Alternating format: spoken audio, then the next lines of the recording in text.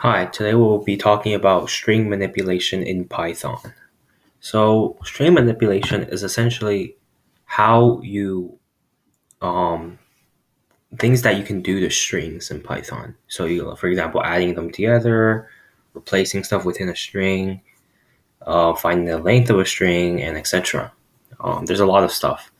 So, the first thing we always need to do is define the string, right? Because we're going to be manipulating the string, so we must define it, right?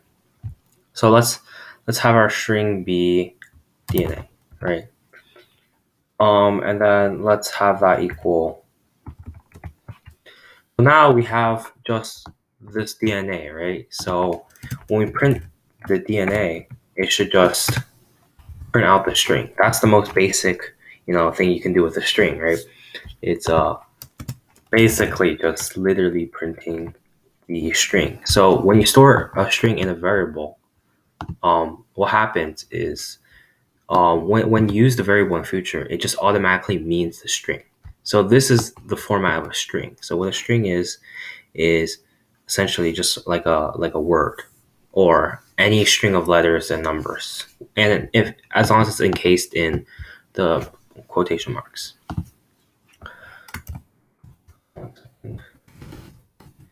This is don't mind this. This is just like separate stuff. And then now we can actually um, add two strings together in a variable. So let's say DNA2 equals AAT plus GCG, right? You can actually add these two directly together and it just combines together. And the variable actually stores the combined together string. So if we print DNA2, right, and it should have this, you see? AATGCG. So we'll combine them together. That's the first thing you can do with string manipulation. The next thing is you can within the you can actually add variables and strings together. So let's say you have DNA3, right, equals DNA3 equals, let's say, DNA2 plus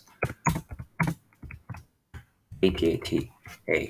So what this should do is, since DNA2 equals these two added together, right, which equals this AATGCG, it should add the AATGCG to the ATATATA or ATATA. So let's see what that looks like. So you can add it like this as well. You can add a variable, if it's a string, to another string, and that is a valid way to combine strings.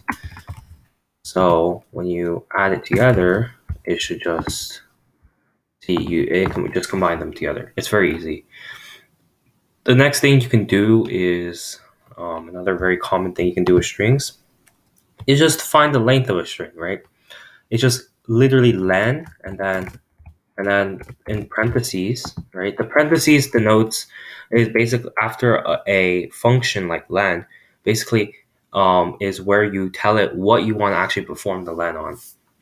So in this case, let's do it on DNA3, right? And then so this will, when we print this out, right, then we'll get the um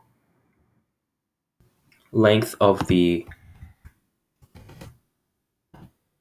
we'll get the length of the DNA 3, right? And as you can see here, DNA 3 is here. So 1, 2, 3, 4, 5, 6, 7, 8, 9, 10, 11. So it is 11 characters long. So that is correct. So lang just calculates the length of a string. And then next, let's change the casing. Let's change the casing in let's change the casing in the DNA sequence, right? It's all uppercase right now. Let's change it all to lowercase. That's another thing we can do. So it's literally just dot lower, right? DNA3 dot lower. And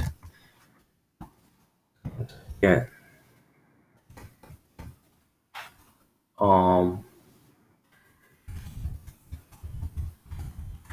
And in this case, we don't actually put an argument so this syntax is essentially what you're actually applying the function onto, dot the actual function, and then you don't put anything in the parentheses here because you're not actually applying the command to a specific thing within DNA3. You're applying it to the entire thing. So that's how you would write it. See, it made everything lowercase, right, in this string.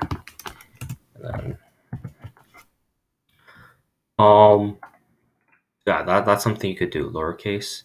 And then another thing you could do is actually called replacement. So you can replace like a certain letter or phrase within the DNA sequence with another, or not not it doesn't have to be a DNA sequence, but it can be any kind of string, right?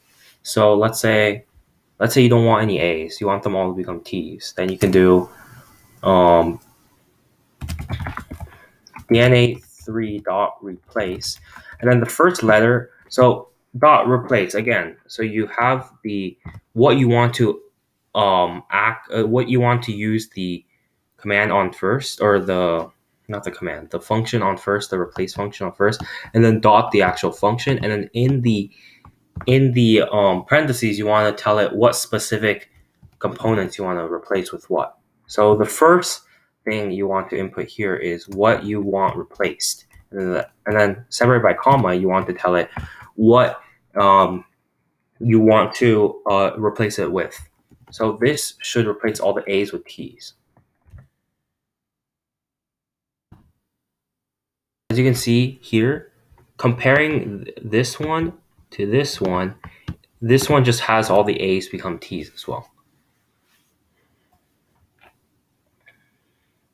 And then you can actually extract part of a string. So you kind of do this using indexes. So an index of a string is essentially like the position of the character. So let's look at this string, right? This one that I highlighted on the screen. Actually, I'll just redefine that. So let's say string equals A, B, C, D, E, F, G, right? In the string, the position of each letter is defined by an index. So the index goes from 0 and goes up in numerical order, and goes up in numerical order. So the first letter has an index of 0, the second letter has an index of 1, etc. So you use index to tell which letter you're referring to. So let's say we want to look at the third to the positions 3 to 5 in the string, right, using the index. Then what happens is well,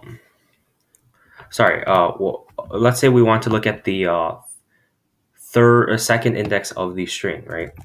Then what will happen is you just simply do this. So the second index, so this is the syntax for referring to an index of a string. So what this will do is string, so this tells it what you're applying the index to, and then the hard brackets denote index, and then the number within it tells us which index we're actually looking at inside string. So this should look at the third character, which is C. So let's print that out. See, look, it outputted C. And we actually can print out like a like a portion of the string using positions, right? It's kind of like similar to the syntax of the index, but it uses like a range kind of. So let's say we want to print out. So what this will do is it's the same, pretty much the same syntax, except you have two numbers. So this tells us that we want to print out positions 2 to 5 in this string. So these two numbers tell us the range that we want to print out. So if we print that out, then we have position 2, which is index 2, sorry, which is C, and then it goes up to position 5, which is it goes up to index 6, which is this. So it stops before F, so it has these three letters. If you if you leave one of these position like the numbers blank, then it automatically starts at 0, or or if you leave the first number blank, then it starts at the beginning of the string. If you leave the second number blank, it goes to the end of the string. And you can actually count the number of certain letters or whatever inside the string. So and that's just using dot count. So let's say count equals string dot count um, string dot count. Let's say we want to count the number of A's, right? The character A. So again, you tell it what you're applying the function to, then you tell it the actual function, and then you tell it what you're trying to find within the function. And then if you print count, it should print out 1.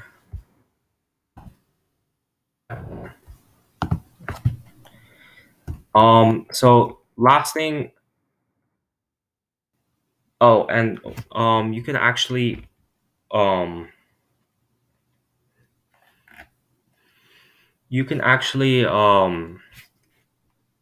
print out a string and a number at the same time. However, you have to convert the integer or the number to a string first. So something you could do is this thing called str.